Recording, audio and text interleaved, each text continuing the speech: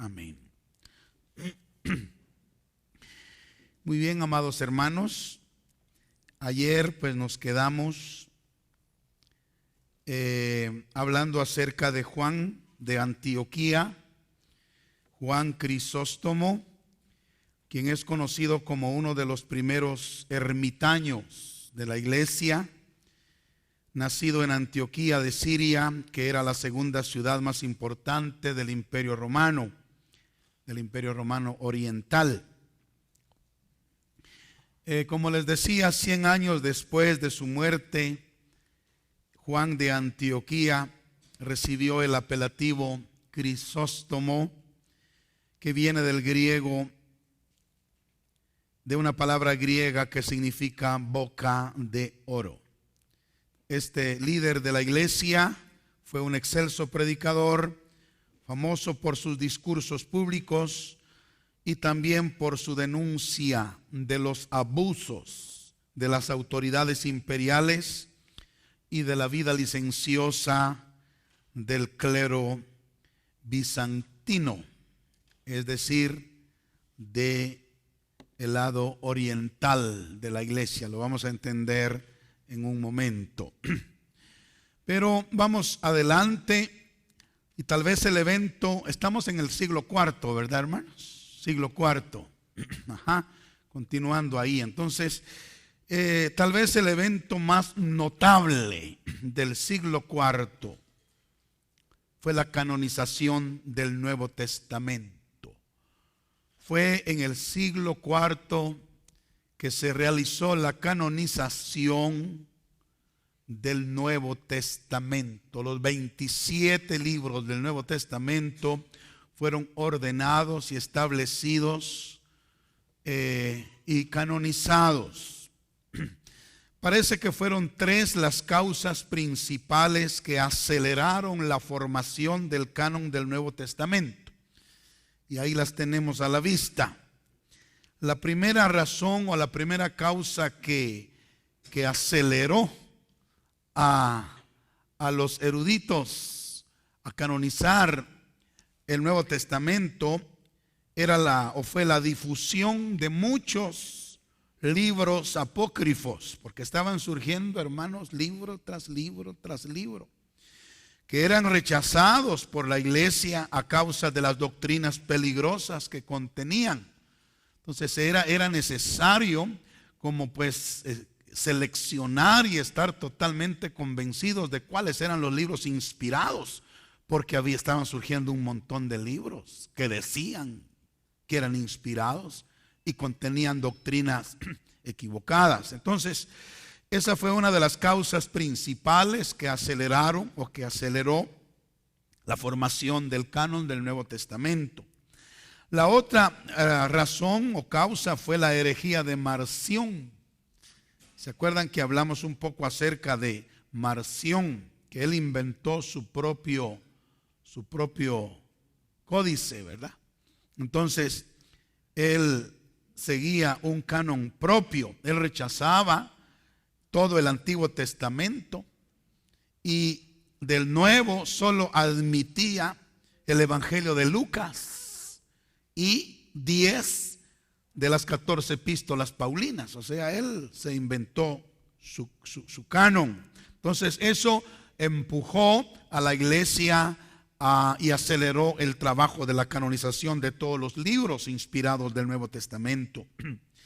Y la tercera causa pues fue la herejía de los montanistas, que añadían nuevos libros al canon de la iglesia y afirmaba que había recibido nuevas revelaciones del Espíritu Santo, y ahí continuaba la cosa. Entonces, en el siglo IV, uno de los eventos más importantes fue la canonización del Nuevo Testamento. Los 27 libros inspirados fueron reconocidos. Muy bien. En la canonización del Nuevo Testamento, en el siglo IV, participaron estas personas que tienen a la vista. Participaron en la canonización Efrén, Eusebio, Cirilo de Jerusalén, Atanasio, Basilio, Gregorio Nacianceno, Gregorio Niceno y Anfilio. Fueron los principales protagonistas de la canonización del Nuevo Testamento. Ahora, a estos hombres podemos añadir los códices unciales principales. Los códices unciales principales. Ahora, ¿qué quiere decir la palabra uncial? Escrito solo con mayúsculas. Entonces hubieron 3 códices escritos solo con mayúsculas que se unieron a todos estos hombres en la canonización del Nuevo Testamento. Y estos códices son, en primer lugar, el códice sinaítico de principios del siglo IV, que contiene todo el Nuevo Testamento. También el códice vaticano de comienzos también del siglo IV, que tiene todos los libros del Nuevo Testamento hasta la epístola a los hebreos. Y el códice alejandrino de principios del siglo V, que presenta también todos los libros neotestamentarios. Entonces, vemos acá que uno de los principales eventos del siglo IV fue la canonización del Nuevo Testamento. Muy bien, ahora, estando pues en el siglo IV, en el año 303, el emperador Diocleciano empezó una terrible persecución contra la iglesia. Quizá fue la más dura de todas, que ya la vimos en las 10 que enumeramos ayer, ya que destruyó muchas iglesias, confiscó propiedades, despidió a cristianos de los puestos de administración pública y les ordenaba a los cristianos que sacrificaran a los dioses paganos. Este fue Diocleciano. Incluso mandó a matar y a encarcelar a muchos cristianos. Luego, repentinamente, Diocleciano se retiró del trono y se fue a vivir a Dalmacia, la antigua Yugoslavia, y dejó prácticamente el trono del Imperio Romano, lo dejó vacío, porque él se retiró. Ahora, esto causó una lucha de poderes, Todos querían ocupar el trono vacío que había dejado Diocleciano. Entonces, en esa lucha de poderes por ocupar el trono, apareció Constantino como el siguiente emperador de Roma. Constantino. Bueno, y hay mucho que decir acerca de Constantino, pero tenemos largo camino, entonces no podemos detenernos mucho tiempo en él. Pero, hermanos, la conversión de Constantino, si se le puede llamar conversión, la conversión de Constantino, pues fue más o menos en el año 310, ¿verdad? Después de Cristo. Y esa conversión, según la historia, fue dramática, ya que él dijo haber visto en el cielo una cruz con un mensaje que decía: por este signo vencerás, ¿verdad? ¿Se acuerdan de esa historia? Él dice que vio en el cielo esta señal y leyó las palabras que decían: por este signo vencerás, y era el signo de la cruz, Ahora, como estaba en disputa el trono con otro aspirante al mismo llamado Maximiano, Constantino ordenó a su ejército colocar una cruz en sus escudos. Y después de haber hecho esto, la historia dice que con un ejército mucho más pequeño que el de su contrincante, lo venció. Lo venció. Después de esta victoria, Constantino convirtió el cristianismo como la religión oficial del Imperio Romano. Amén. Y en su famoso edicto de Milán declaró ilegal toda persecución en contra de los cristianos. Además, Constantino les regresó los mismos privilegios que en la persecución habían perdido con Diocleciano. Pues Constantino les regresó los mismos privilegios que a los demás. Bendito sea el nombre del Señor. Ahora, vamos a continuar con los sucesos del siglo IV.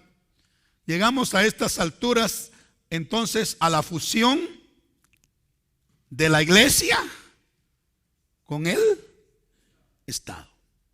Llegamos ahí con Constantino a la fusión de la iglesia con el Estado.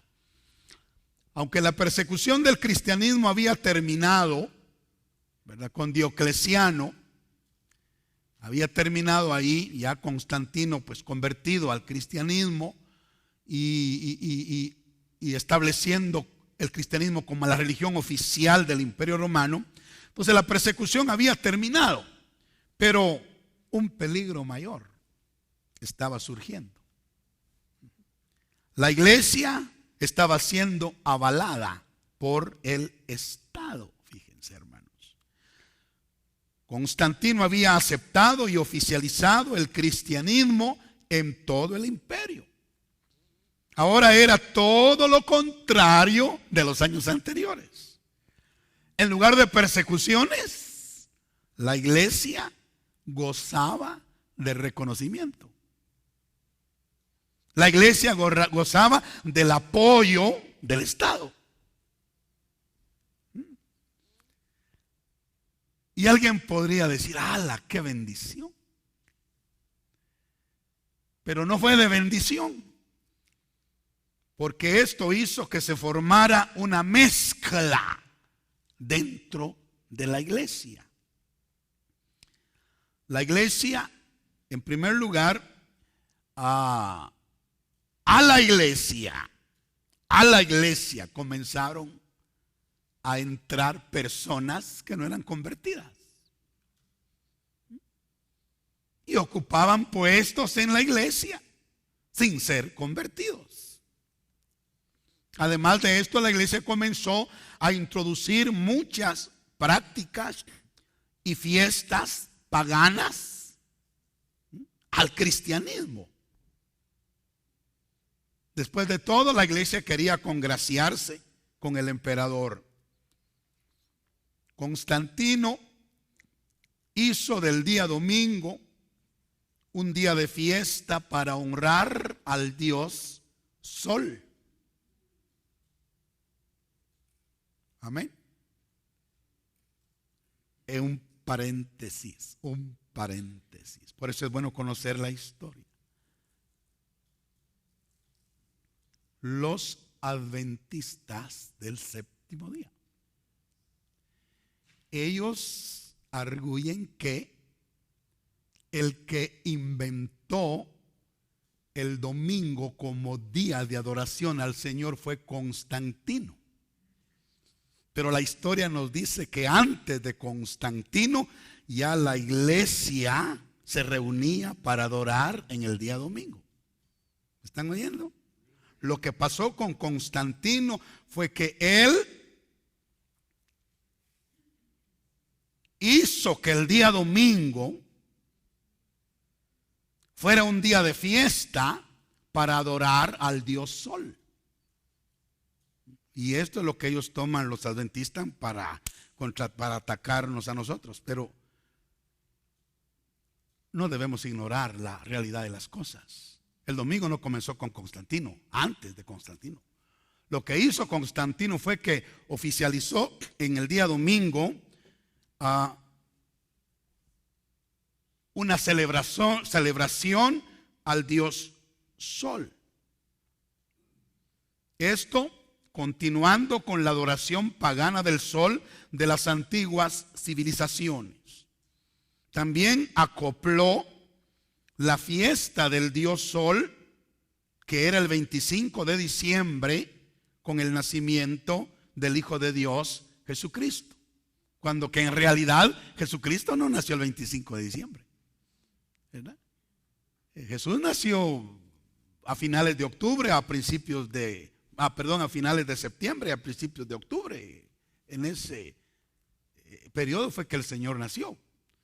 Pero Constantino vino y dijo que el Hijo de Dios había nacido en diciembre y el 25 de diciembre. O sea, realmente Navidad es una celebración pagana, realmente, ¿verdad? No es cristiana. Entonces, porque fue Constantino el que acopló la fiesta del dios Sol, que era el 25 de diciembre, con el nacimiento del Hijo de Dios, Jesucristo. Pero ya estudiando la Biblia nos damos cuenta que Jesús no nació en esa fecha, definitivamente. Ahora, Constantino, hermanos, también promovió la exaltación de María. Fíjense, apareció en esa época la imagen de la madre y el hijo. Y se volvió muy conocida en ese siglo. Y se nombró, se calificó, se le puso el nombre de Madonna. Madonna.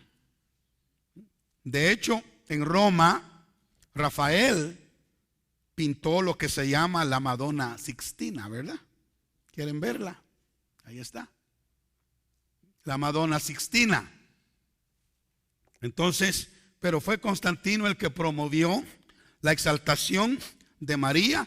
La imagen de la madre y el hijo se volvió conocida como Madonna, como repito. De hecho, en Roma, Rafael pintó lo que se llama la Madonna Sixtina. Esta imagen fue tomada de la adoración a la diosa Isis, la cual data de la quinta dinastía egipcia, más o menos del año 2400 antes de Cristo. Esa imagen viene del año 2400 antes de Cristo. O sea, la influencia entonces no convertida de Constantino, o falsamente convertida de Constantino, trajo a la iglesia todas estas prácticas. Amén. Otra cosa que hizo Constantino fue que favoreció la ortodoxia. ¿Qué es ortodoxia? Es la reglamentación de la iglesia. Entonces, Constantino favoreció la reglamentación en la iglesia. Él promovió la primera reunión ecuménica de obispos en lo que se llamó el Concilio de Nicea. Constantino fue el que promovió eso. Su propósito y sus esfuerzos estaban encaminados a dogmatizar la doctrina de Cristo. Dogmatizar la doctrina de Cristo, establecer doctrinas dogmáticas y que nada más pudiera penetrar a esas doctrinas. Y esto, aunque suena bien, no es tan bueno que digamos, porque virtualmente se dejó fuera al Espíritu Santo y se establecieron las doctrinas de la iglesia que según eran interpretadas por los obispos, y se dejó prácticamente fuera al Espíritu Santo. Solo los obispos eran los que tenían el derecho de interpretar las escrituras, y muchos de ellos ni siquiera eran convertidos. Fíjense, ni siquiera eran convertidos.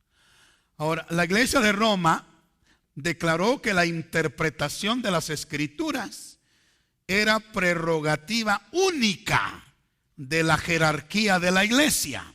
Eso, y hasta hace poco ellos han mantenido eso, contrario a lo que Pedro, supuestamente el primer papa, escribió. Leamos lo que dice segunda de Pedro 1:20.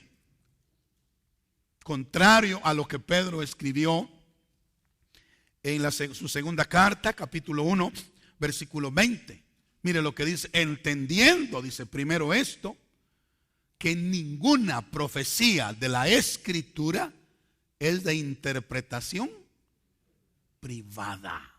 Pero ellos se adjudicaron el derecho de interpretar la Escritura, solo la jerarquía de la iglesia, y que nadie más podía interpretarla. Contrario entonces a lo que el apóstol Pedro dice. Sin embargo, hermanos, siempre hubo un remanente en este siglo IV, un remanente que permaneció fiel a la verdad revelada por el Espíritu Santo. Y es un hecho que en todas las épocas, aún en las épocas más oscuras y más apóstatas, Dios ha tenido un remanente fiel, siempre. ¿Se acuerdan de Elías?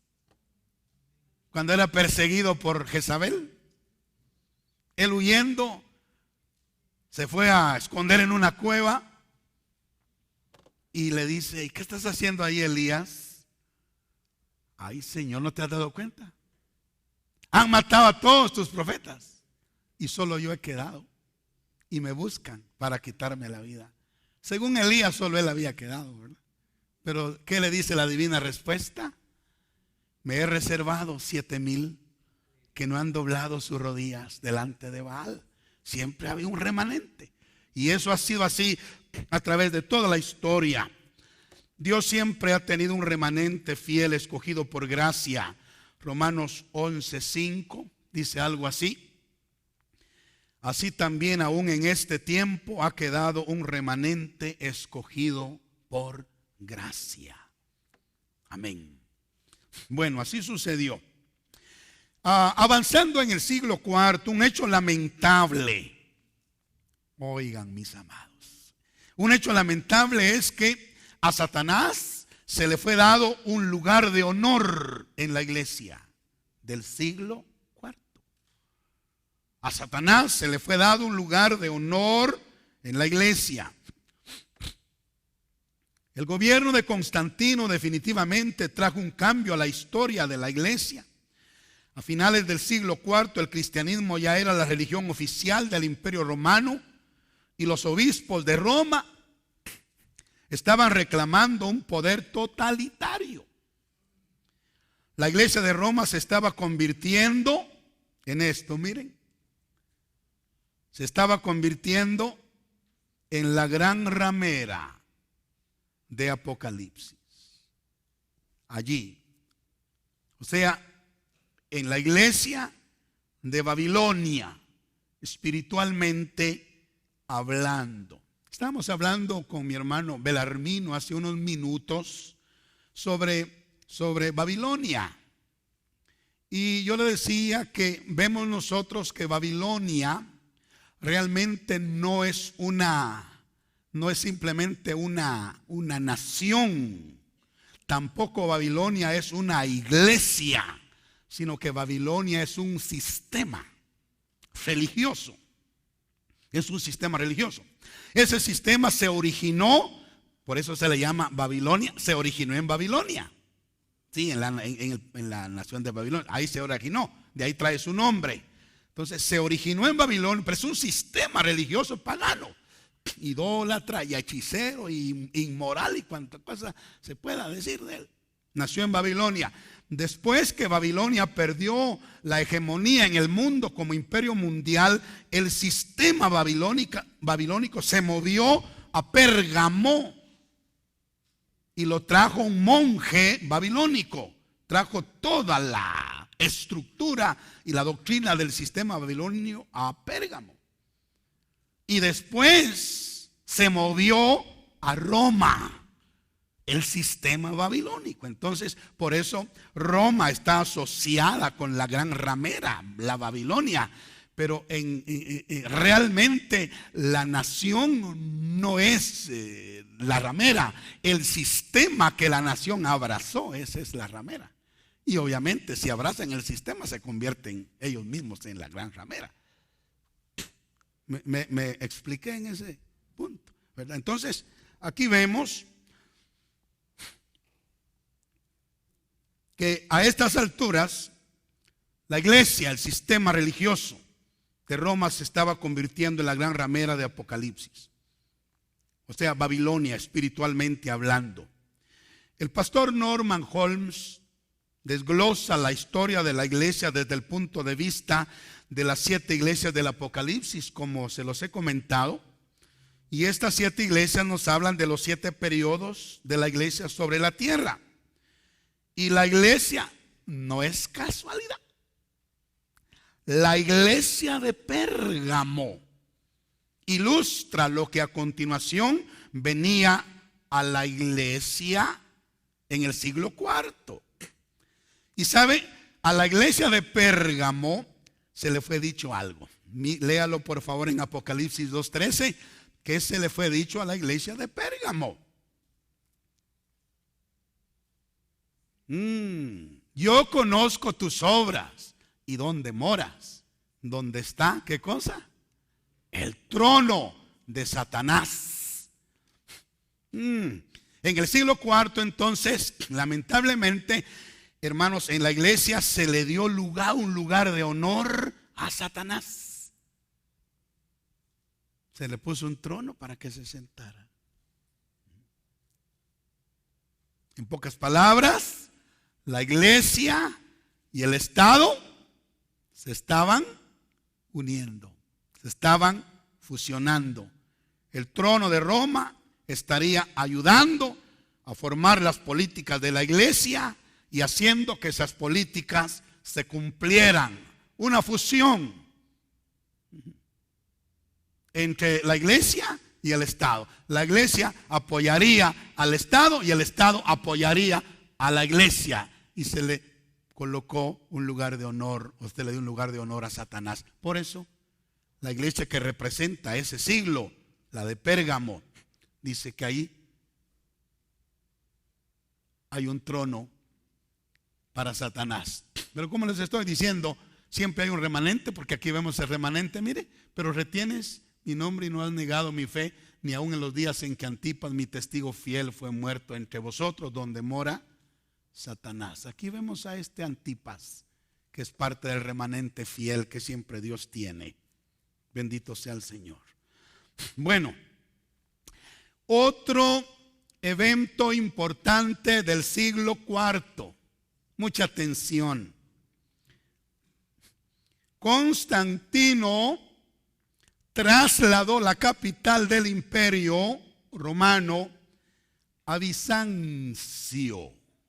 Constantino sacó la capital del imperio de Roma y trasladó esa capital, a Bizancio.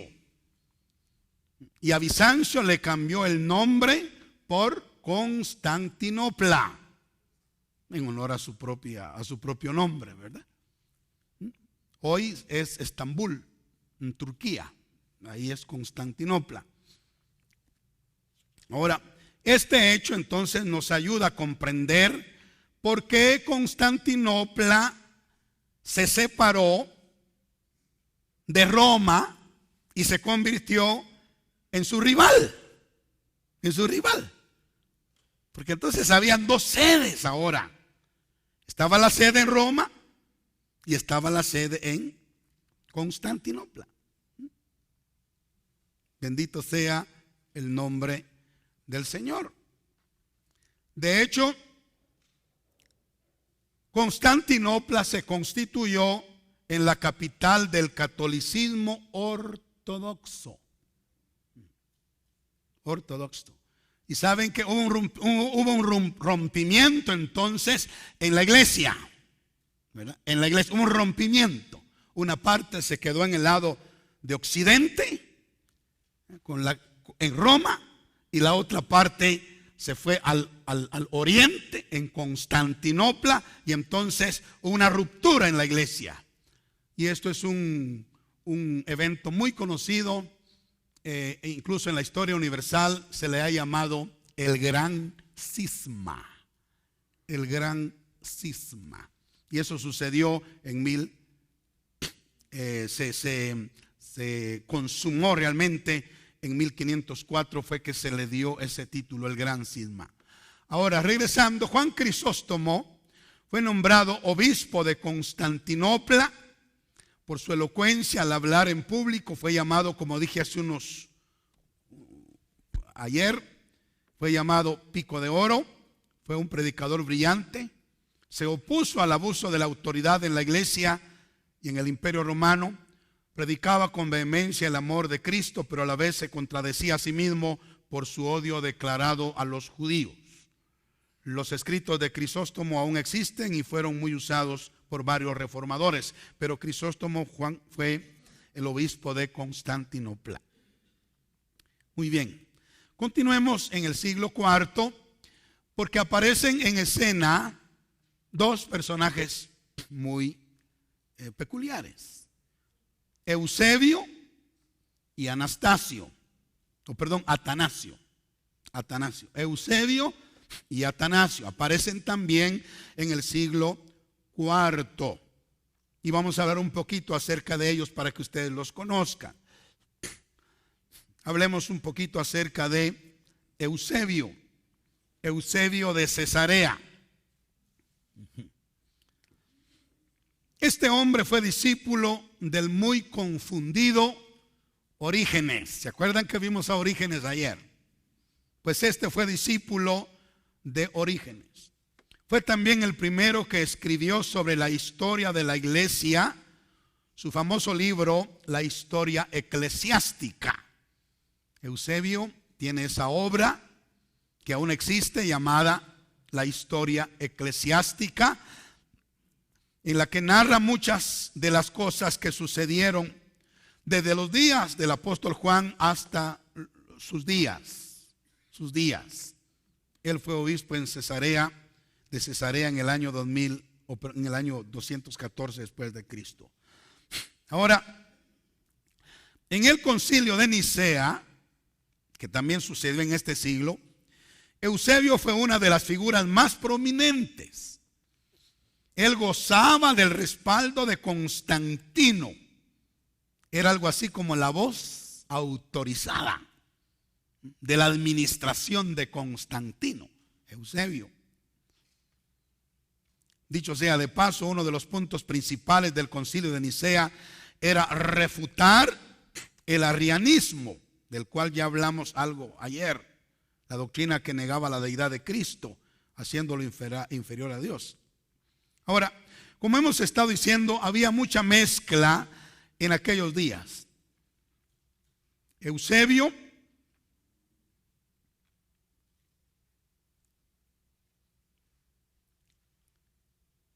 estaba en contra del arrianismo, pero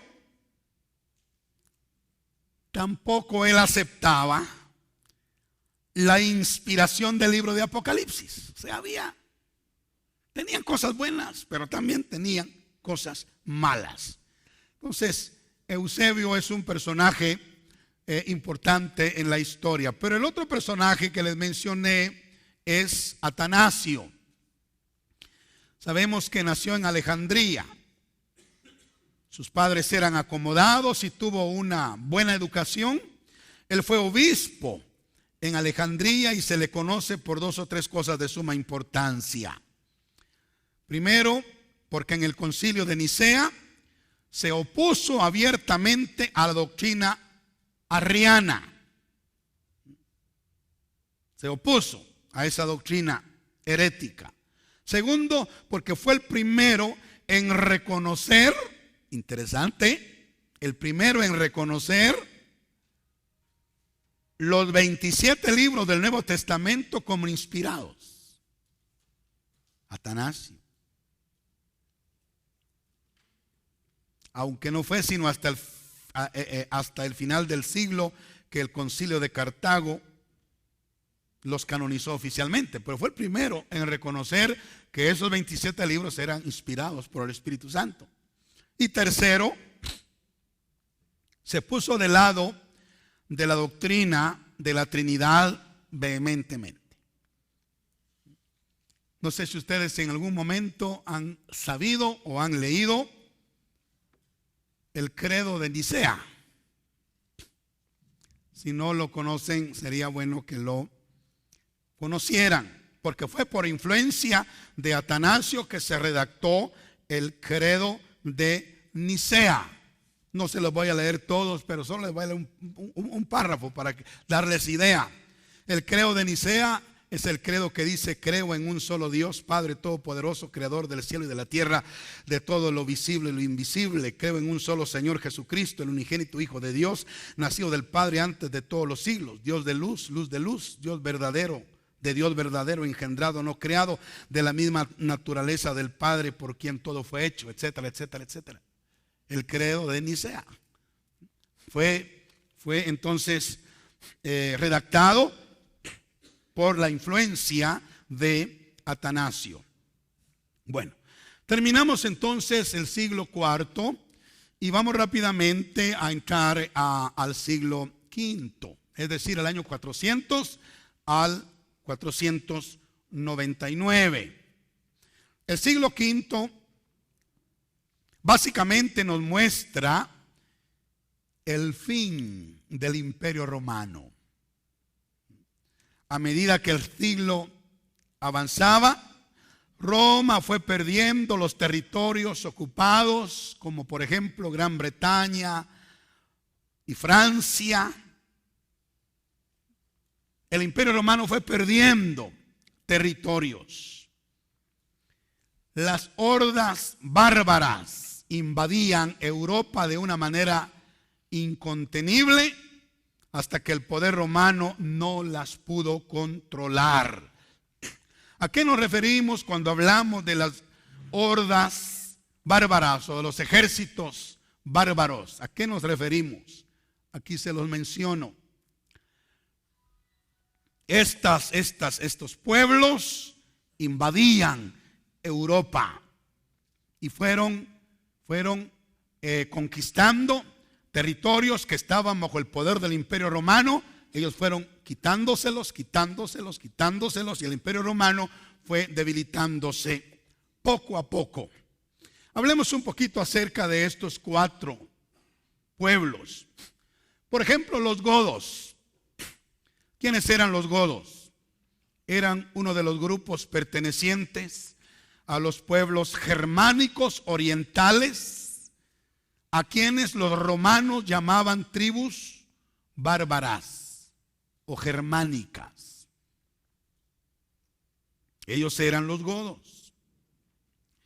Luego los visigodos. Está mal escrito ahí, quítele la L.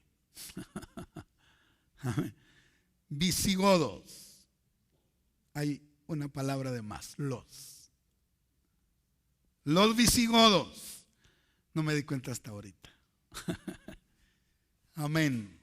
Los visigodos. ¿Quiénes eran los visigodos? En el año 410 después de Cristo, Alarico, el rey visigodo, saqueó Roma durante 6 días, forzando la puerta salariana la noche del 24 de agosto de ese año. Los visigodos eran una rama de los pueblos godos, pertenecientes a los pueblos germánicos orientales. Eran una rama de los godos. Luego tenemos los vándalos. En el año 455 después de Cristo, los vándalos también saquearon Roma. Yo creo que de ahí viene el término vandalismo, ¿verdad? Saqueadores de negocios. Pues los vándalos también saquearon Roma. Los vándalos eran una tribu germánica de Europa Central que estaba aliada con los godos. De hecho, la palabra vándalo parece tener un doble significado y quiere decir los que cambian y los hábiles. Ahora los vándalos son considerados los ancestros de los polacos. Otro flagelo para Roma en este siglo fueron los hunos. quienes dirigidos por Atila, su más renombrado caudillo, devastaron unas 70 ciudades de Europa e invadieron a Roma, extrayendo de ella un inmenso botín. Los hunos eran una tribu procedente probablemente de Asia, aunque sus orígenes exactos no son conocidos. Bueno, esto sucedió entonces a inicios del siglo V, ¿verdad? V. Bueno, miremos algunos otros sucesos relevantes del siglo V que tienen que ver con la historia de la iglesia. En el siglo V nació, sucesos relevantes del siglo V, nació el sistema feudal en el siglo V. Ahora, ¿qué es el sistema feudal? Este sistema se puede describir de esta manera: el rey apropiándose de todas las tierras, o sea, el dueño era el rey. Luego él tenía bajo su autoridad una jerarquía de nobles, a quienes les repartía sus tierras. Estos a su vez estaban sobre otra casta de personas, entre quienes repartían lo que les había tocado. Y así hasta que llegaba a los que tenían menor rango, a quienes les tocaba solo una pequeña parte de la propiedad que debían trabajar para su señor a cambio de protección y alimentación. Realmente el sistema feudal confinaba a las personas a cierta casta. Estaba la casta alta, la que seguía, la de más abajo, y hasta que llegaba al puro campesinado que solo trabajaba en la tierra por protección y alimentación, pero todo el producto era dado al que subía y esto se lo daba al otro y esto, hasta que el rey era el que recibía la mayor parte y cada casta se quedaba con una mínima proporción. Amén. Ahora, como hemos dicho, el Imperio Romano en el siglo V estaba perdiendo su poder y su dominio.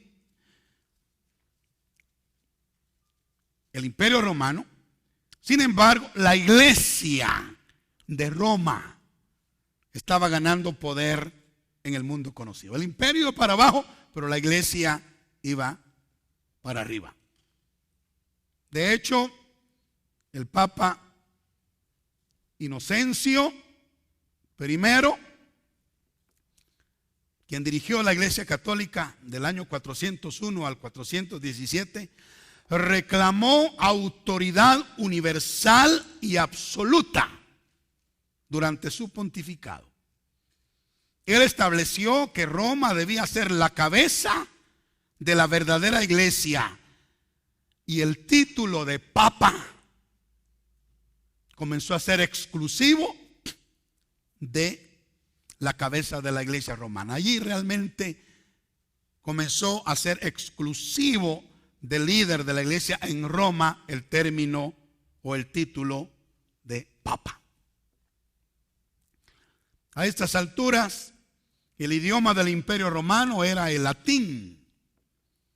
Era el latín. En el año 405 después de Cristo, Jerónimo de Estridón, que ya lo vimos ayer, completó la traducción de la Biblia de los originales al latín, como les dije, llamada la Vulgata Latina, que había comenzado más o menos en el año 382, o sea, en el siglo IV, pues fue terminada en el siglo V.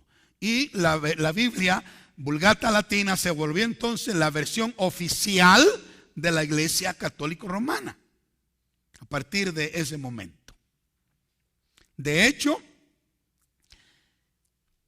la primera Biblia que se imprimió en la imprenta de Gutenberg en 1455 fue la versión Vulgata Latina.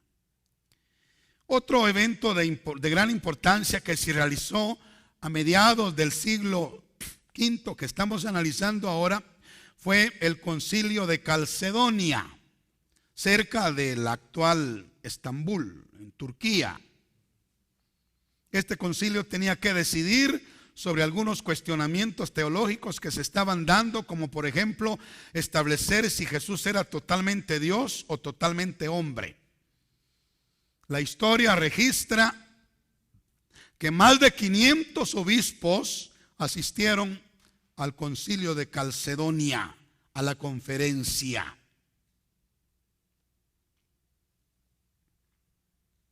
Para discutir ese asunto, si Cristo era realmente hombre o Cristo era realmente Dios. Y esto es algo muy triste, porque imagínense ustedes, ya estamos hablando de 500 años después de que Cristo había venido. Todavía había discusión en la iglesia acerca de que si Cristo era verdaderamente hombre o verdaderamente Dios.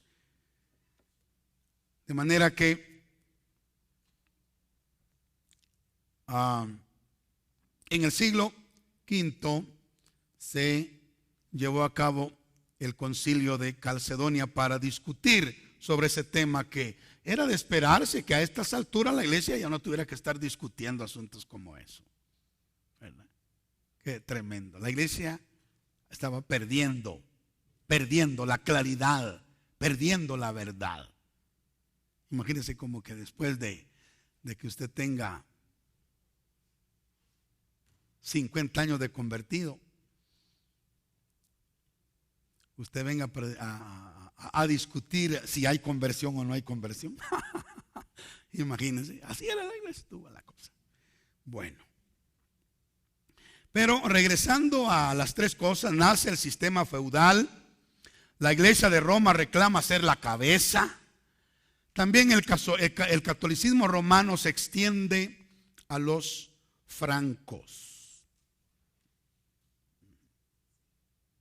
Este fue otro suceso importante del siglo V y se dio por el matrimonio de Clodoveo, rey del Imperio Franco, que era integrado por Francia y Alemania, teniendo como capital París. Entonces ahí había un rey llamado Clodoveo.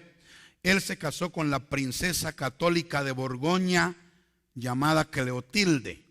Esta mujer católica influyó grandemente para que Clodoveo se convirtiera al catolicismo. Sin embargo, lo que finalmente lo convenció fue que en una batalla que iba perdiendo contra una tribu germana, él clamó a sus dioses para que lo salvaran sin obtener ningún resultado.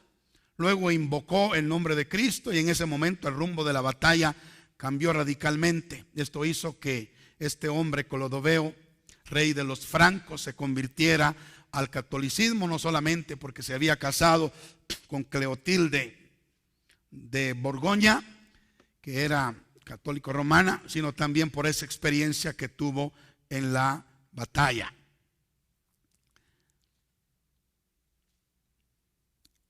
Más tarde, pongan cuidado a esto, estamos hablando de Clodoveo, rey de los francos. Entonces el catolicismo llega a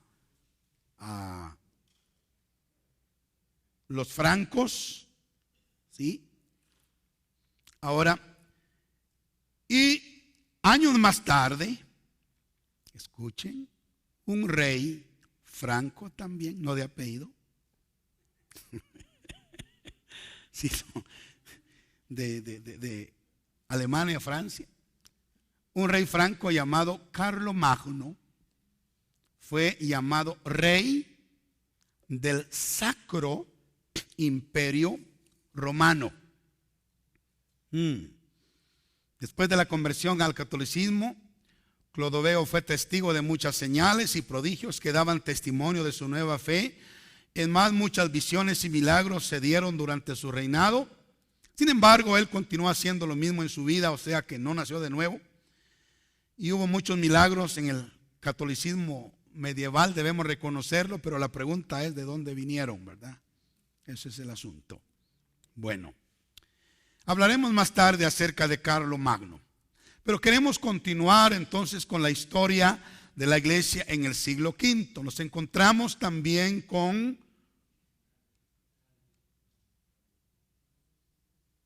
Agustín de Hipona. Este hombre sin duda es uno de los más reconocidos de la historia de la iglesia. Se sabe que antes de su conversión, Agustín de Hipona era un licencioso, libertino, vicioso, depravado, inmoral, corrompido. Pero buscando la verdad, su madre Mónica era una mujer piadosa que oraba intensamente por él. Se dice de ella que era la clase de mujer que se aferraba al trono de la gracia de Dios y no se soltaba. Ella antes de morir vio la conversión de su hijo, de Agustín de Hipona. Hablando un poquito de este hombre, Agustín, antes de cumplir 10 años de convertido, fue presionado a aceptar un obispado en Hipona, que es hoy Argelia, y aunque no tenía ningún entrenamiento religioso formal, sus estudios en Hipona lo convirtieron en un reconocido teólogo. Lamentablemente, muchas de sus enseñanzas eran erróneas.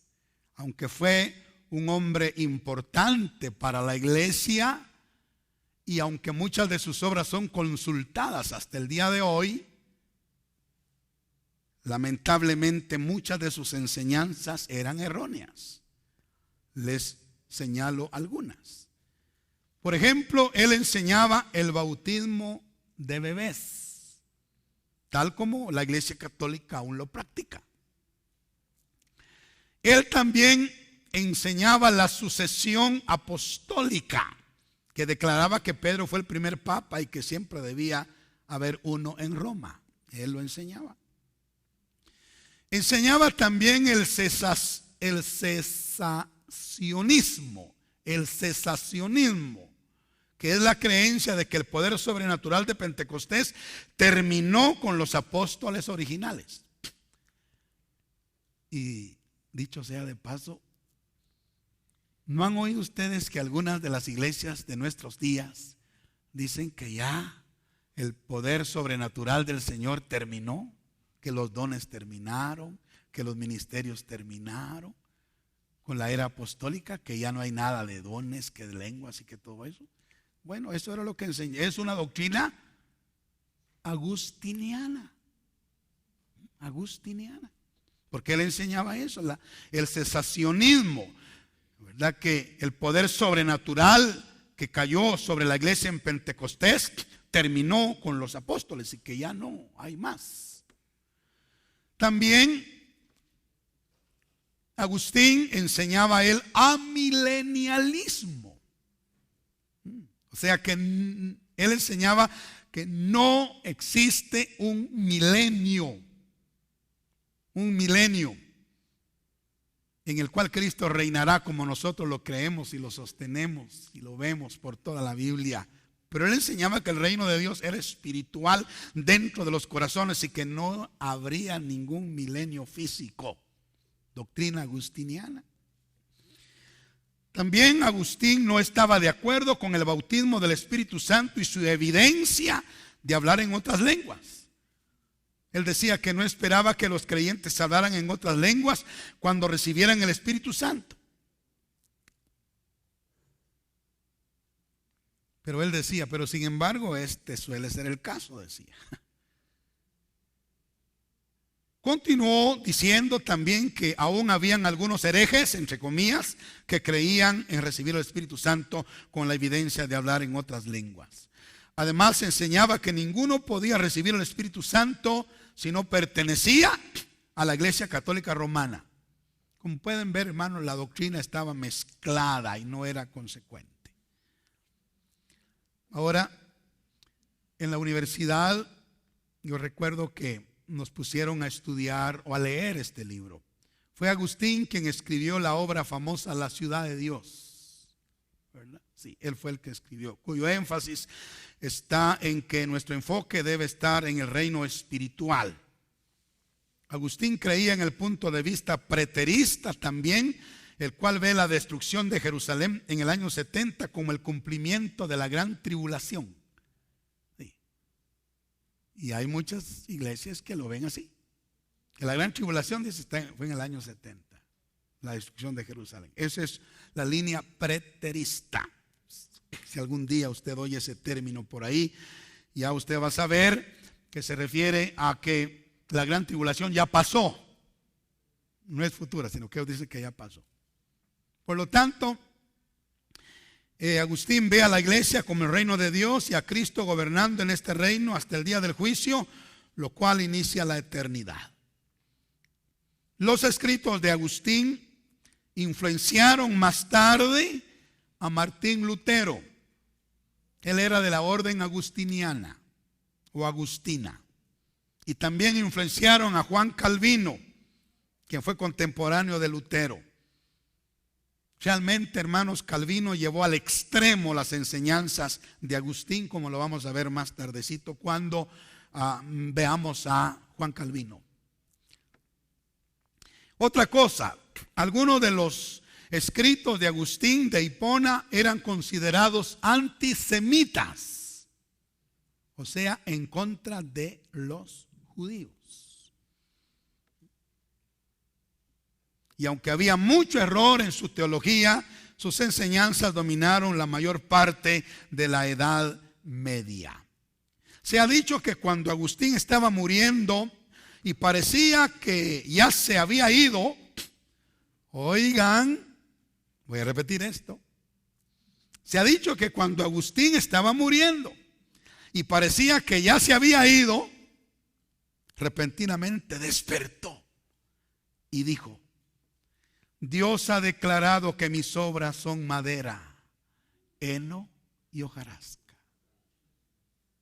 Fíjense.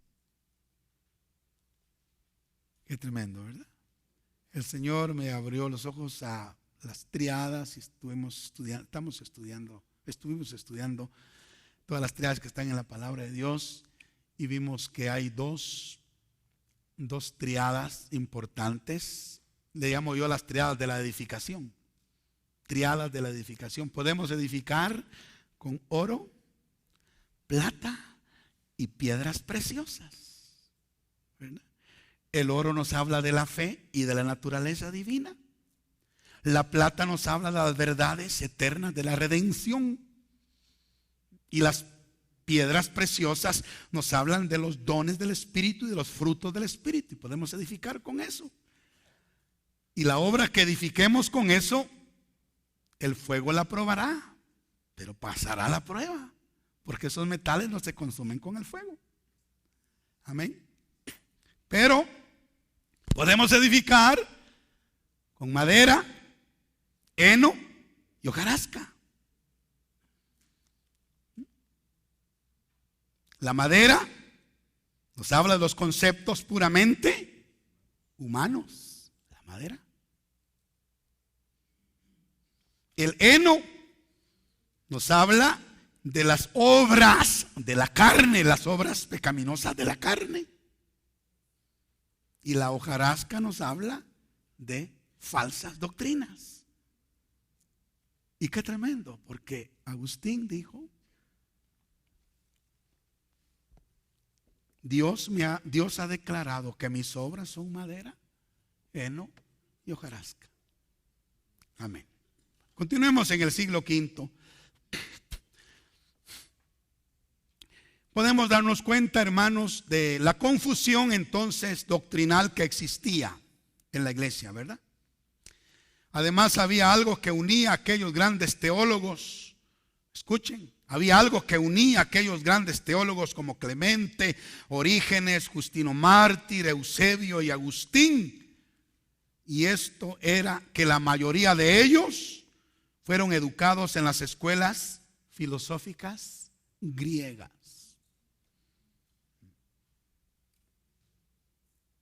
Todas las ciudades importantes de la era romana temprana tenían escuelas de filosofía griega. Y esto fue quizá la principal causa de la mezcla que tenía la iglesia en ese entonces. ¿Me estoy explicando? Bueno, continuemos. ¿Alguien más? Tertuliano. En el siglo V, él nació, vivió y murió en Cartago, que hoy es el actual Túnez, y ejerció ahí una gran influencia en la cristiandad occidental de la época. Estaba muy consciente del poder corruptor de los filósofos griegos, y oiga, me gusta Tertuliano, me gusta, porque él estaba muy consciente del poder corruptor o de la influencia corruptora de los filósofos griegos. ¿Y saben cuál era su clamor? Este era: liberen a Jerusalén de Atenas y a la iglesia de Cristo de la academia de Platón, decía él. Liberen a Jerusalén de Atenas y a la iglesia de Cristo de la academia de Platón, decía. Él estaba tratando de conservar. Sin embargo, él mismo era presa de otros errores teológicos y doctrinales. Así pues, estos teólogos no prestaron atención a las recomendaciones de los apóstoles, como Pablo en Colosenses 2:8, donde dice: mirad que nadie os engañe por medio de filosofías y huecas sutilezas según las tradiciones de los hombres, conforme a los rudimentos del mundo y no según Cristo.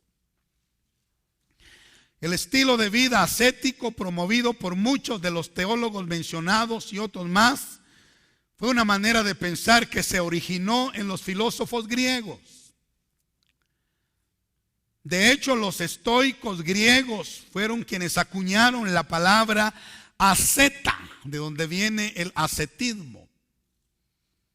Y por si se nos olvidó qué es ascetismo, se le denomina ascetismo a la doctrina filosófica y religiosa que busca purificar el espíritu por medio de la negación de los placeres materiales o de la abstinencia. Es el ascetismo. Sin embargo, estos filósofos estoicos eran personas réprobas e inmorales en extremo. Algunos fueron homosexuales y cometieron hasta suicidio. Y qué triste, porque ese tipo de filósofos influenciaron a la iglesia por siglos. Por siglos. Bendito sea el nombre del Señor.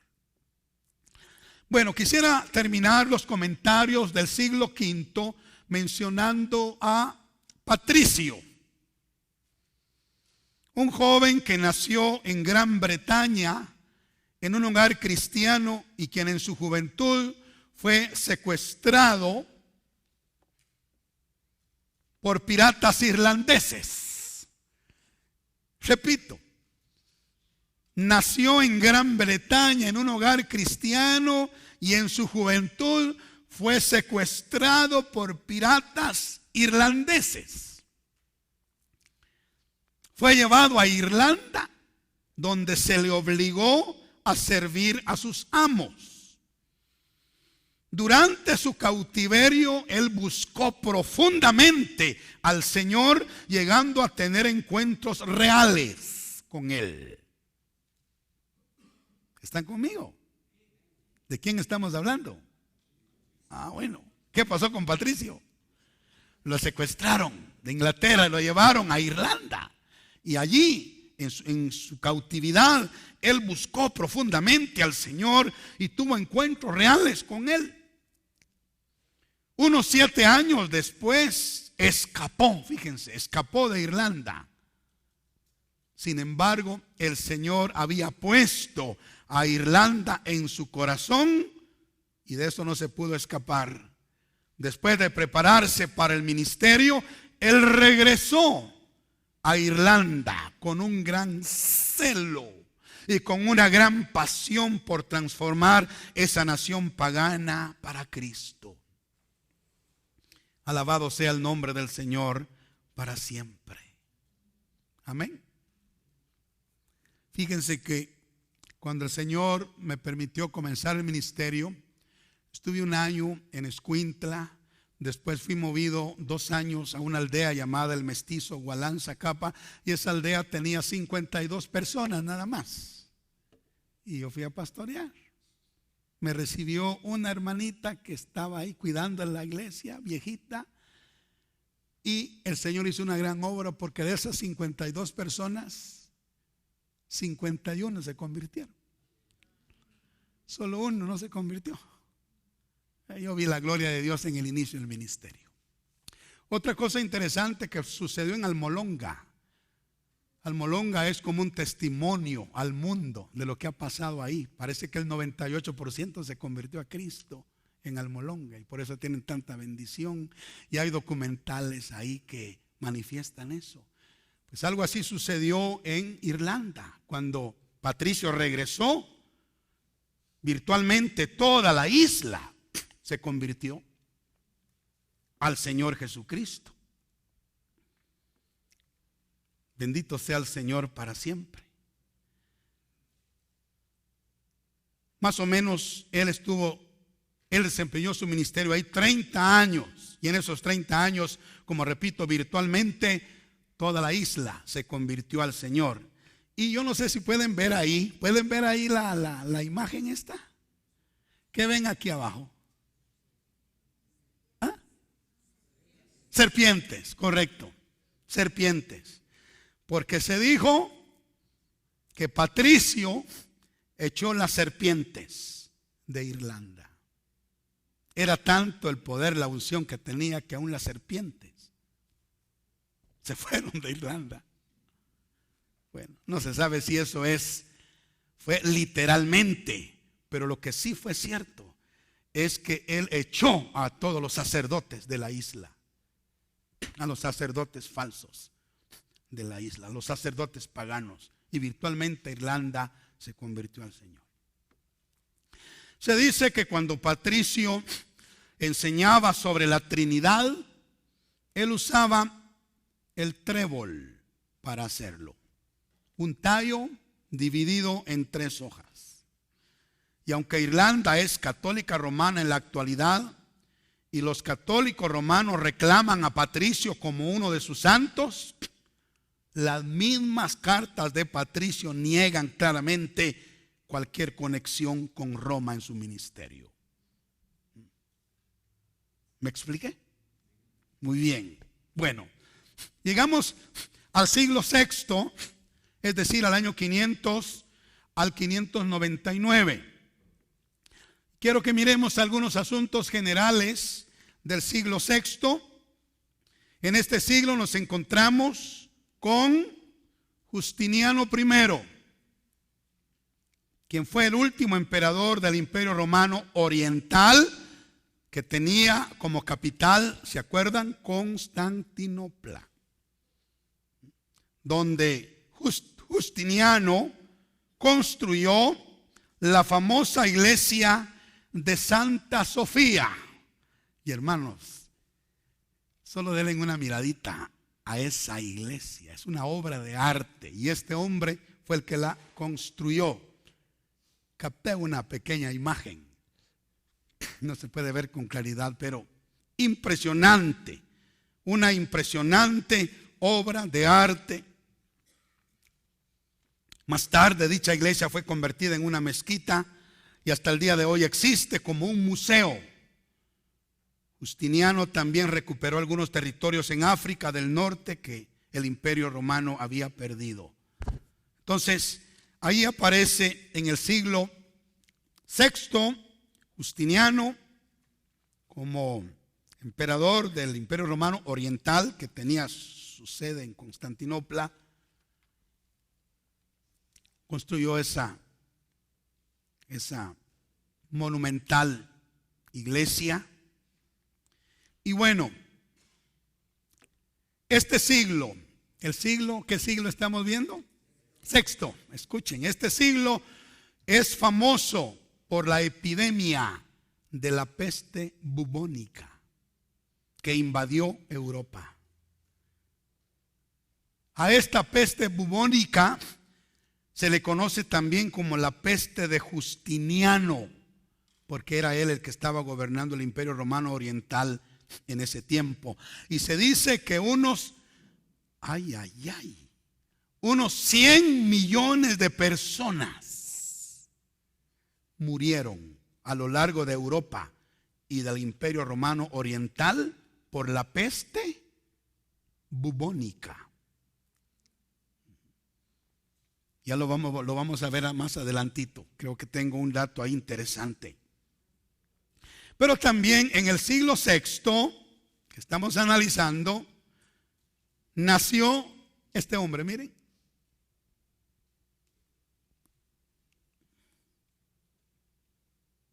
No. Quedémonos ahí. Más adelante lo tengo. Pero en el siglo VI nació Mahoma. Ya lo van a conocer ustedes. Amén. Pero aquí solo es una referencia. Nació Mahoma, quien se convirtió en uno de los hombres influyentes más malvados que haya existido. Ahora, regresando a las 7 iglesias del Apocalipsis como una representación de los 7 periodos de la iglesia en el mundo, podemos decir que si Éfeso fue la iglesia del principio que perdió su primer amor, Esmirna fue la iglesia perseguida, Pérgamo revela la fusión de la iglesia con el Estado, la iglesia de Tiatira nos habla de este siglo, donde nació, donde inició o donde se pronunció el oscurantismo. En la iglesia de Tiatira aparece la metáfora de Jezabel como la falsa profetisa que personifica la iglesia falsa. Y saben, en este periodo la iglesia católica romana continuó fortaleciéndose y enriqueciéndose y se volvió cada vez más y más litúrgica. Los ritos y las ceremonias sin vida tomaron el lugar de la palabra de Dios y la unción del Espíritu Santo dentro de la iglesia. Se cambió todo eso. Ahora, platicábamos una vez más con mi hermano Martínez que estudiar la historia de la iglesia es difícil. Porque fíjense que nosotros estamos tomando una línea. Yo me paré, digamos, aquí y es un viaje que estamos haciendo en un Rolls Royce, ¿verdad? Pero es una carretera recta. Y ahí venimos en una línea a través de los siglos. Pero sabe que la historia no es solo una línea recta.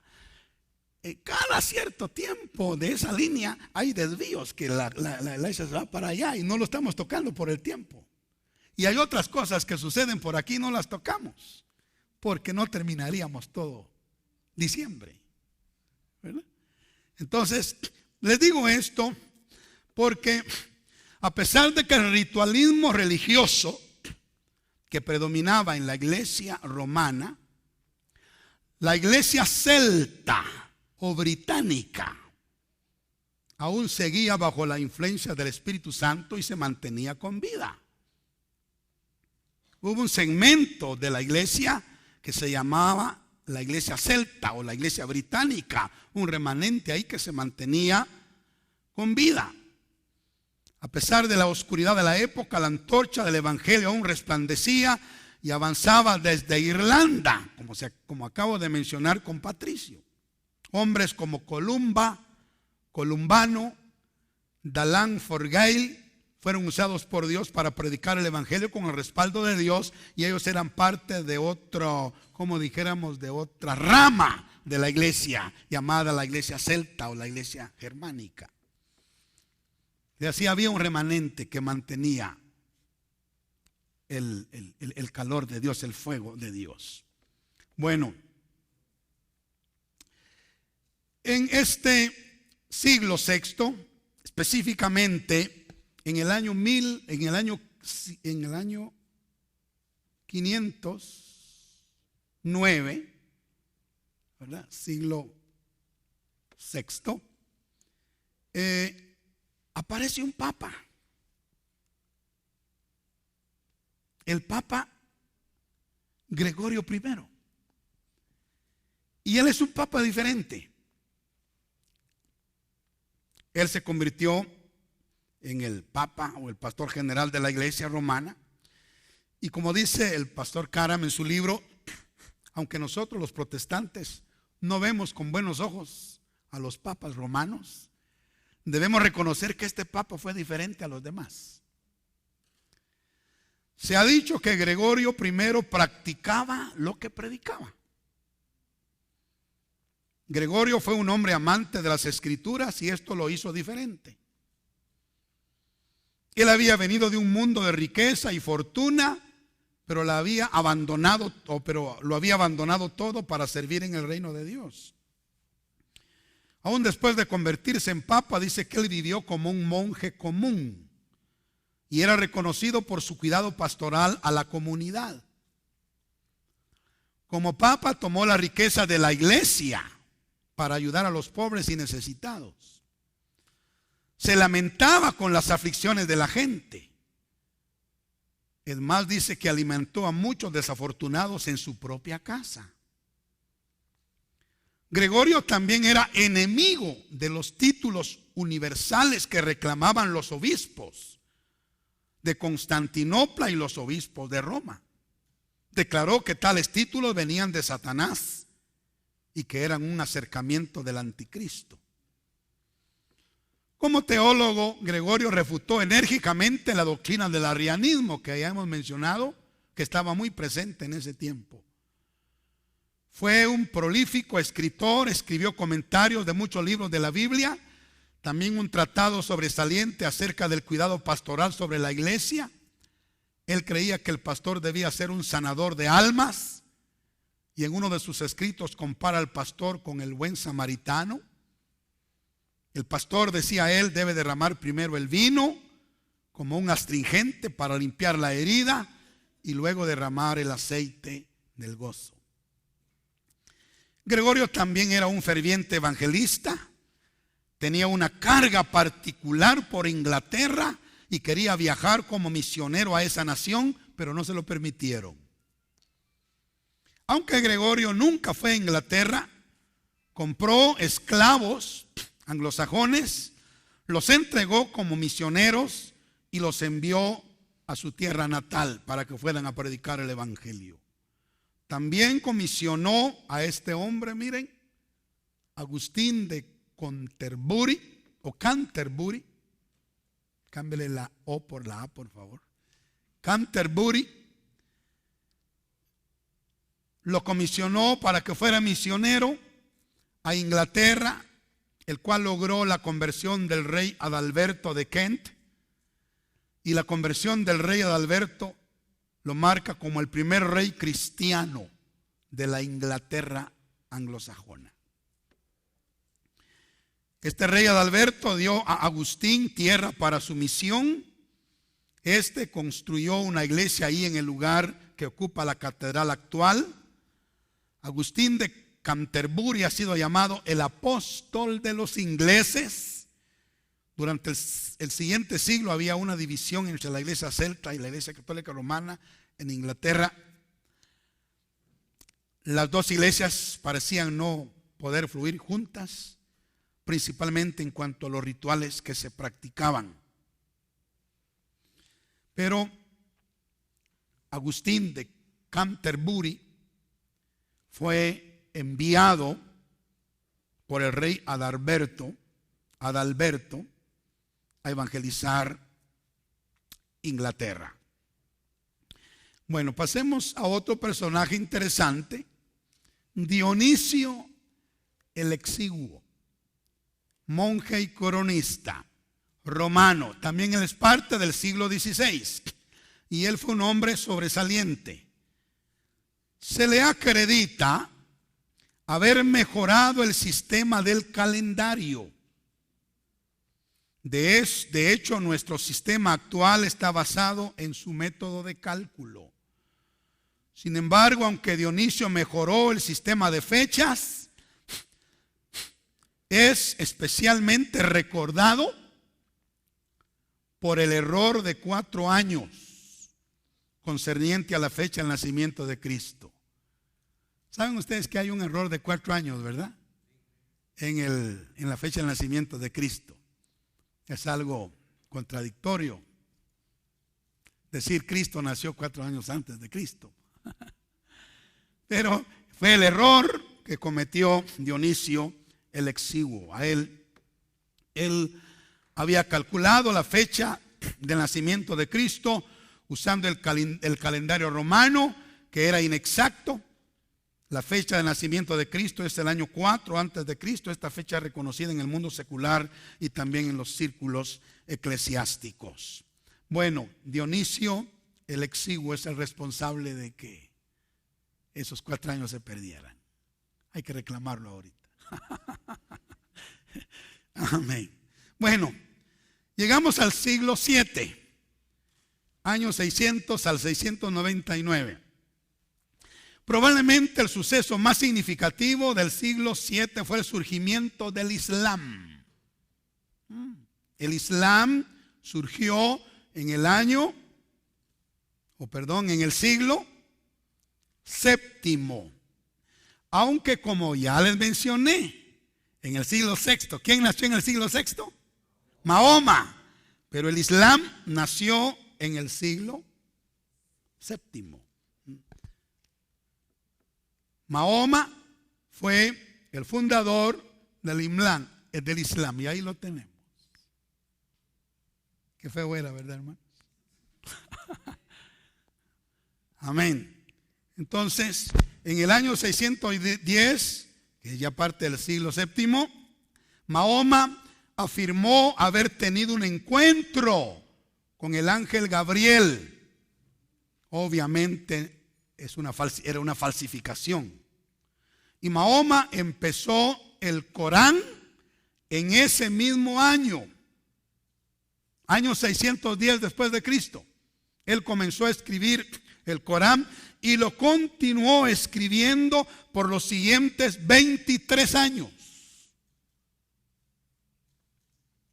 Y algo impresionante que antes de partir a la presencia del Señor, el pastor Bailey nos compartió, fue que la lucha final, el conflicto final, no va a ser entre el catolicismo y el evangelio, el cristianismo.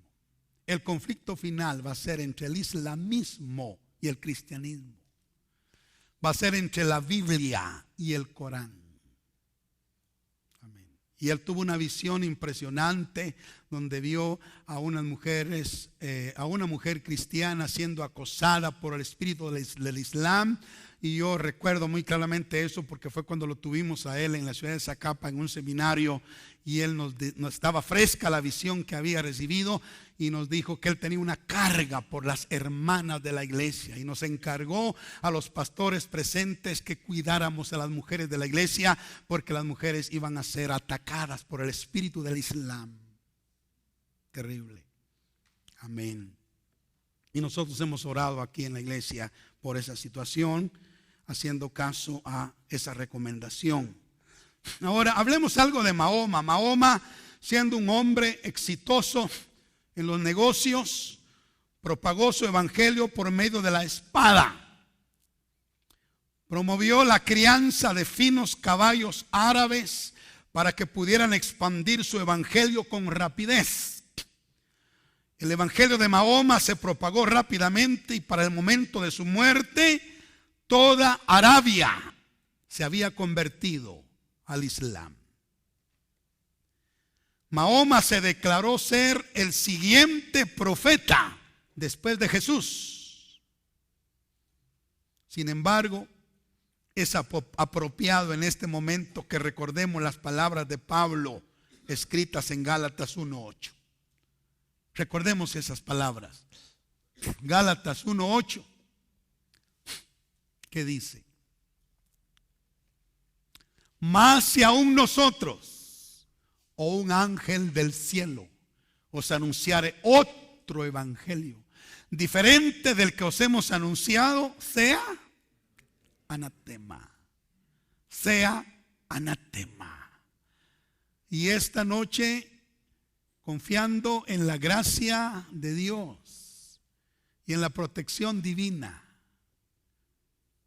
yo declaro al islamismo anatema. Y usted también debe hacerlo. En el nombre de Jesús. Es lo que dice el apóstol Pablo. El Islam no tiene compatibilidad con el cristianismo. ¿Saben? El cristianismo avanza y conquista por el amor. ¿O no es cierto? El amor de Dios, el amor de los siervos, el amor de la iglesia. El cristianismo avanza y conquista por medio del amor. Mientras que el Islam lo hace por medio de la espada. El Islam, por el siguiente siglo, es decir, el siglo VIII, que lo vamos a ver, se convirtió en un azote que asolaba la tierra. Los musulmanes afirman que Mahoma ascendió del lugar en el que se levantaba el templo de Salomón en el año 632 después de Cristo. Después de la muerte de Mahoma, los musulmanes tomaron a Jerusalén en el año 637 y más tarde construyeron la mezquita de Omar en el año 687. Hoy el Islam afirma tener más de 1.000 millones de seguidores. Y eso nació en el siglo VII. Sí. Bueno, pero fue también en el siglo VII que encontramos la primera mención de Cambridge. En ese tiempo era una parte del reino sajón. Este sería el hogar de la famosa Universidad de Cambridge en Inglaterra. Aparece en el siglo VII. Hasta el día de hoy es una de las universidades más antiguas y más prestigiosas del mundo. Amén. Sí. Bueno, encontramos la primera mención entonces de la ciudad de Cambridge, donde se encuentra la universidad mencionada. No la universidad, porque la universidad ya fue formada en el siglo XIII, pero la ciudad aparece mencionada en el siglo VII, Cambridge. Ahora, para terminar este siglo VII, quisiera mencionar a otro hombre ilustre llamado Beda el Venerable. No sé si lo tengo acá. No lo encontré. Beda el Venerable.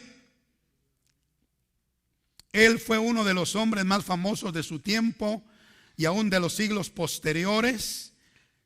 Escribió la historia eclesiástica del pueblo inglés y la escribió en prosa y en latín.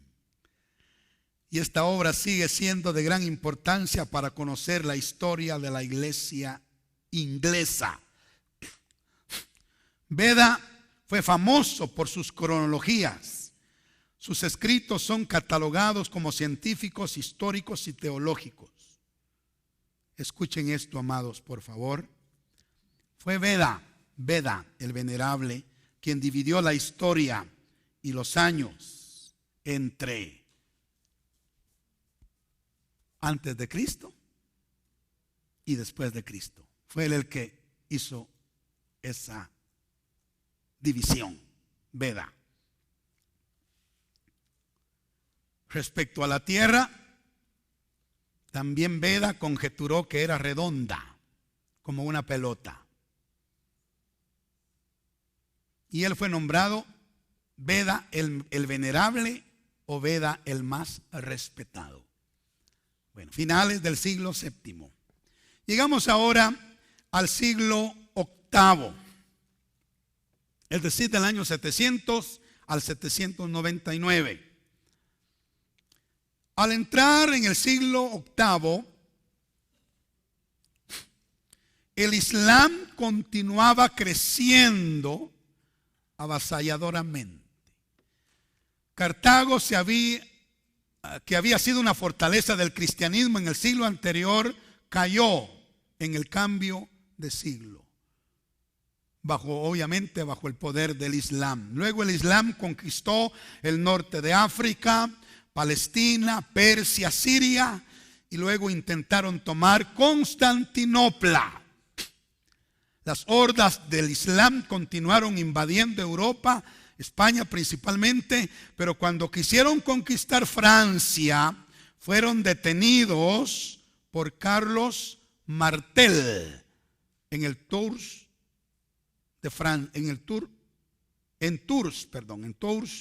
Francia, el 10 de octubre del año 732. Este dato es muy importante. Carlos Martel detuvo el avance del islamismo en Francia.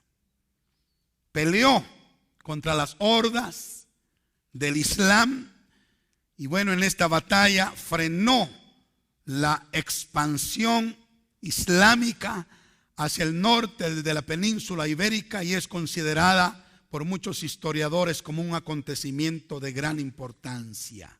Él impidió que los musulmanes invadieran Europa y él preservó el cristianismo como la fe dominante durante un periodo en el que el Islam estaba sometiendo los restos del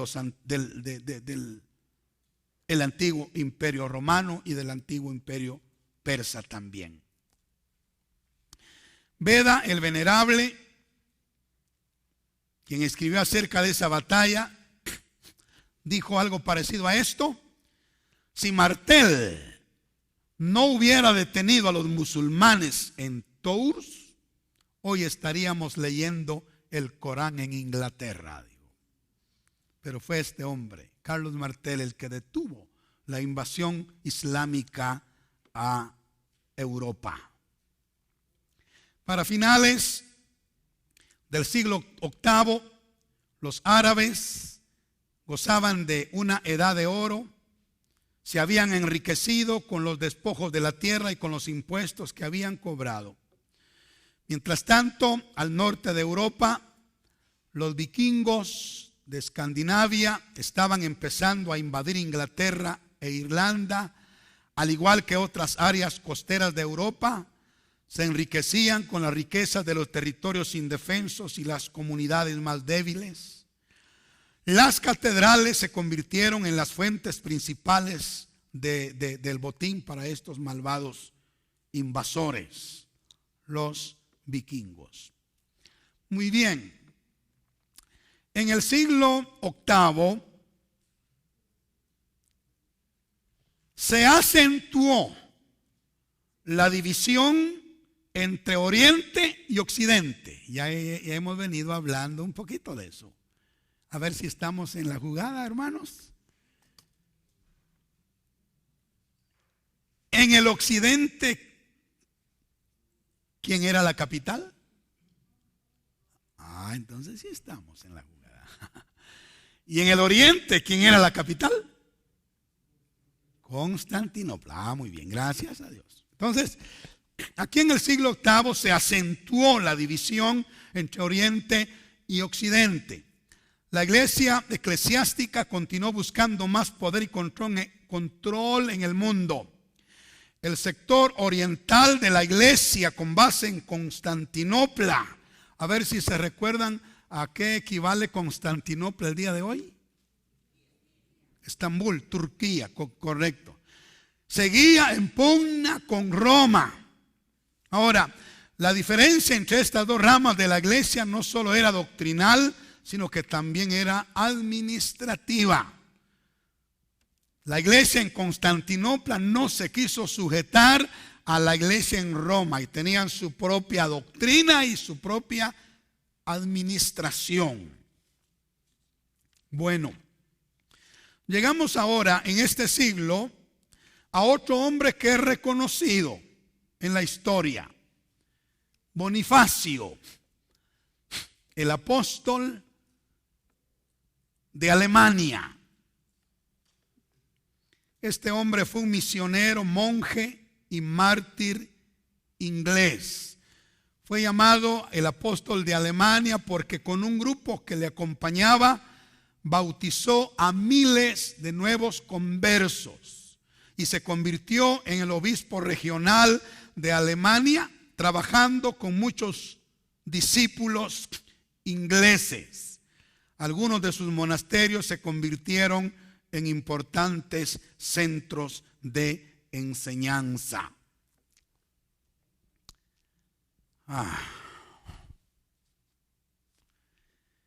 Bueno, yo creo que ya vamos a terminar ¿o todavía hay?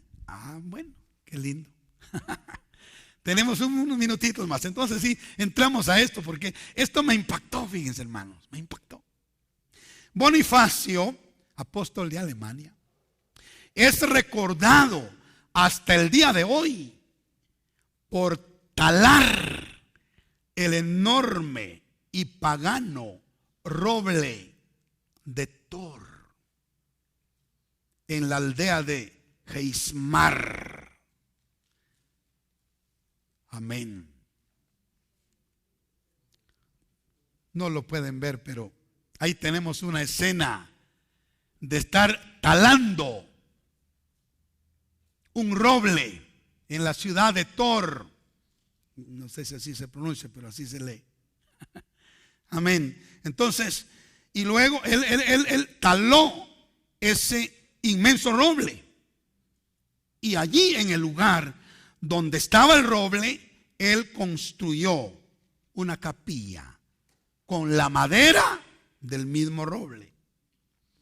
Ahora, este acto impactó profundamente a los paganos.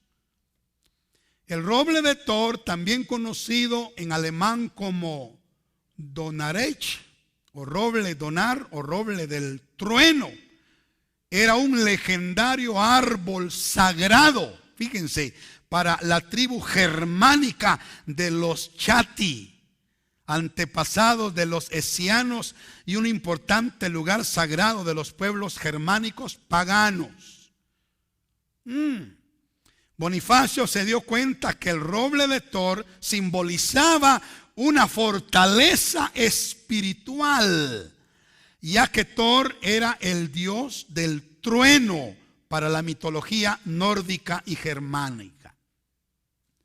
Mientras el roble existiera, el pueblo estaría sujeto a servidumbre. A servidumbre. Pero él vino y lo taló y lo cortó. Este acto de Bonifacio nos da una muestra de cómo remover una fortaleza espiritual. Muchos están cautivos y controlados por fuerzas espirituales del mal a causa de la superstición, las falsas doctrinas e incluso maravillas engañosas.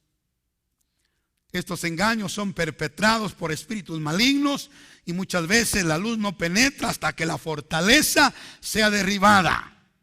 Bonifacio terminó su ministerio cuando unos paganos le dieron muerte en la Baja Sajonia de Alemania, pero antes él había talado ese roble que era una fortaleza espiritual. Pareciera ser que en ese roble estaban asentada una potestad diabólica que tenía esclavizada a la ciudad de Thor. Y cuando él vino y taló ese árbol y levantó un lugar para adorar al Dios verdadero, fue como derrumbar una fortaleza espiritual en esa ciudad. Y como dije, esto nos da una muestra de que muchas veces, hermanos, para poder conquistar un territorio para Cristo, primero hay que talar una fortaleza espiritual del enemigo que controla a la gente. ¿Me estoy dando a entender? Bueno, esto lo hizo este hombre. Bueno, nota importante. ¿Qué debemos pensar acerca de las conversiones realizadas por los monjes católicos? Bueno, debemos ver las cosas así.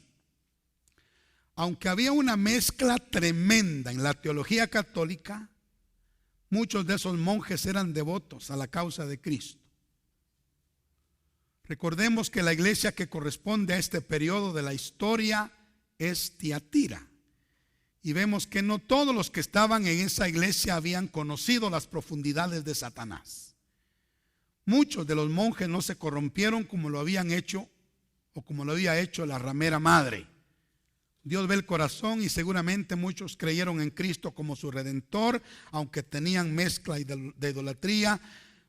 Dios los va a juzgar conforme a la luz que recibieron. Amén. Llegamos ahora al siglo IX, año 800 al 899. Se recuerdan que les acabo de mencionar el Sacro Imperio Romano. A ver si se acuerdan. ¿A quién nombraron emperador a estas alturas del Sacro Imperio Romano? Muy bien.